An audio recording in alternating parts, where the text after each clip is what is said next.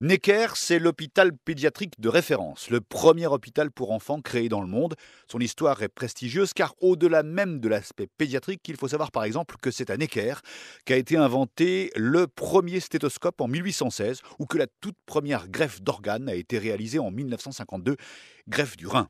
Le site de l'hôpital Necker est très vaste, il s'étend sur 8 hectares dans le 15e arrondissement de Paris, entre le boulevard du Montparnasse, la rue de Sèvres et la rue de Vaugirard. Il a été récemment rénové avec un bâtiment flambant neuf.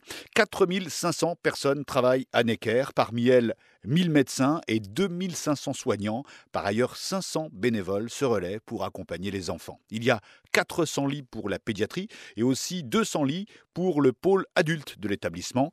20% des personnes hospitalisées viennent de province et de l'étranger.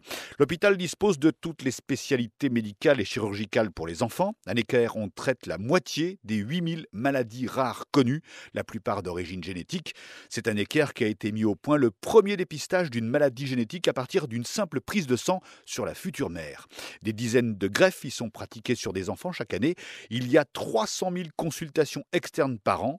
60 000 enfants y sont hospitalisés chaque année, que ce soit en hôpital de jour ou pour des périodes longues. Il y a 20 unités de recherche à Necker. La génétique tient une place majeure. Necker est un hôpital connu pour l'accompagnement d'enfants malades, priorité à la qualité des soins bien sûr, mais aussi à la qualité de vie des patients et de leurs familles. Les enfants sont entourés, accompagnés pendant leur séjour, avec des activités ludiques ou artistiques. Les enfants ont même une web radio qui diffuse tous les jours à partir de 17h. Les parents sont soutenus eux aussi. Une maison des parents existe à l'intérieur de l'hôpital pour accueillir les familles. Reste que les places sont limitées.